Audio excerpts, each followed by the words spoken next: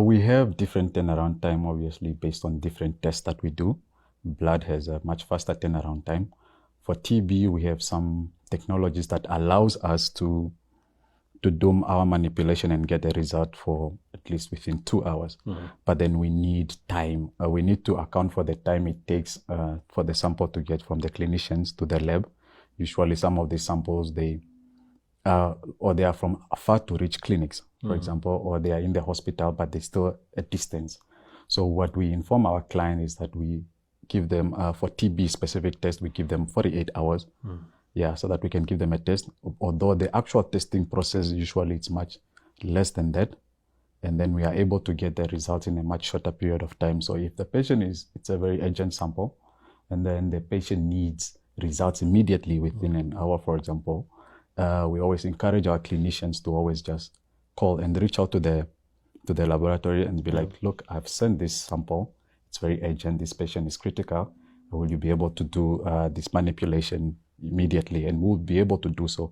That's also not to say that we neglect any samples or routine samples that do not have special requests. No, we also attend them on time. We just give ourselves a specified amount of time of 48 hours to make sure that we have enough time to do all our procedures and verify the results, so that when you get it, you are absolutely certain that it's correct. Yeah. Where does TB come from? I mean, typically, where does it originate from? Well, TB is one of the very oldest, diseases in the world. It's caused by a bacteria called Mycobacterium tuberculosis, although there is a group of them that causes them. So in the microbiology, in the field of microbiology, where we're coming from, we would say TB is one of the very good bacteria in such a case that TB is able to hide itself in your system, and usually it does not kill until it has to. So that makes it's able to survive in the host for a very long time. That's why it makes it a very good bacteria, and it makes it very difficult to treat. TB has been reported in the times of the Egyptian mummies.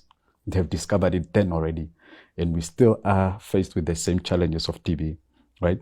But usually, like with the TB, it's because it's a bacteria, usually causes lung infection or respiratory infection. It's very easily transmissible between the two people, like me and you now. We are in very close proximity. So I hope you're immune. I hope so too. You deal with these things all the time. So. Yes, I hope so too. So when two people are in close proximity or in an environment where there's very poor ventilation and the infected person coughs, this TB is usually now in the droplets.